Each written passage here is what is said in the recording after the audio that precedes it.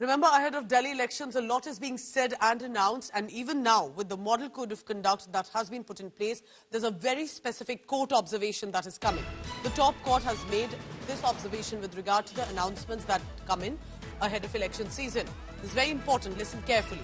The Supreme Court observes, I quote it here, states have money for freebies, not for judges.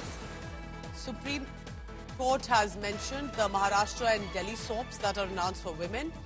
States are unable to pay salaries even to the judges while they are making these freebies announcements.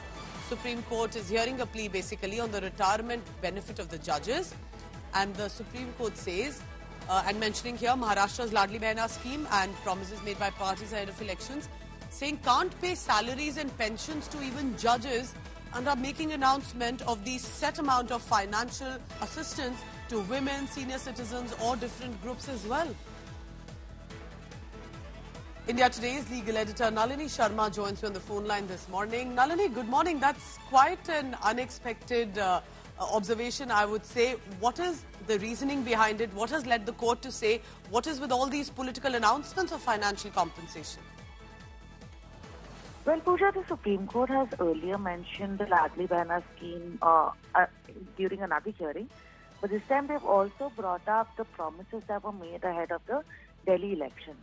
And this is when the court was hearing the petition by All India Judges Association regarding the payment of their pensions and salaries of district judges.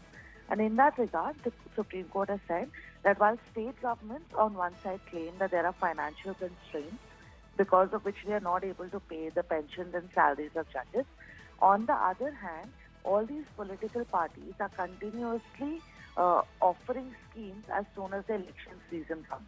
And in that reference, they've mentioned the Ladli Behna scheme in Maharashtra, and they've also mentioned the fact that there are political parties in Delhi who've offered 2,100 or 2,500 to each person in case they come into power.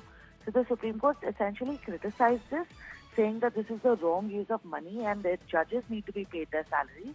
The hearing is going to continue today before a bench of Justices B.R. Gavai and A.G. Masti. It remains to be seen exactly what happens then, but it's a big observation coming in on the Supreme Court ahead of the Delhi court.